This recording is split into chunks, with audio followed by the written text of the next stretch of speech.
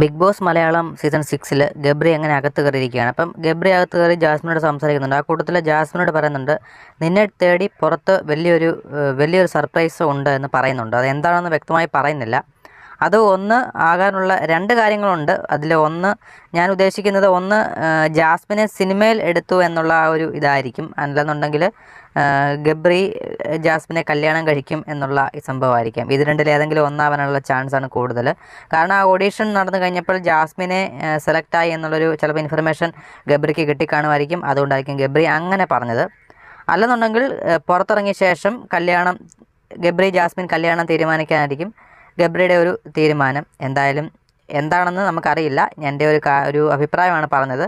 നിങ്ങൾക്ക് എന്തായിരിക്കും ആ ഒരു വലിയ കാര്യം ഗബ്രി പറഞ്ഞത്, ജാസ്മിൻ പുറത്തിറങ്ങിയാൽ ഒരു വലിയ സർപ്രൈസ് ഉണ്ട് എന്ന് പറഞ്ഞത് എന്തായിരിക്കും നിങ്ങളുടെ അഭിപ്രായം എന്താണെന്നുള്ളത് കമൻറ്റായി രേഖപ്പെടുത്തുക. നിങ്ങൾക്ക് ഞാൻ പറഞ്ഞതിനോട് യോജിക്കുന്നുണ്ടോ, അതോ നിങ്ങൾക്കിനി വേറെ എന്തെങ്കിലും ഇതല്ലാതെ വേറെ എന്തെങ്കിലും കാര്യമായിട്ട് നിങ്ങൾക്ക് തോന്നിയിട്ടുണ്ടെങ്കിൽ അതും കമൻറ്റായി രേഖപ്പെടുത്തുക. കൃത്യമായുള്ള വോട്ടിംഗ് അപ്ഡേറ്റും ബിഗ് ബോസ് വാർത്തകൾ പറയാൻ മറക്കാം. നമ്മുടെ ചാനൽ സബ്സ്ക്രൈബ് ചെയ്ത് വെക്കാം. നമുക്ക് അടുത്തൊരു വീഡിയോ ആയിട്ട് കാണാം. Okay, by.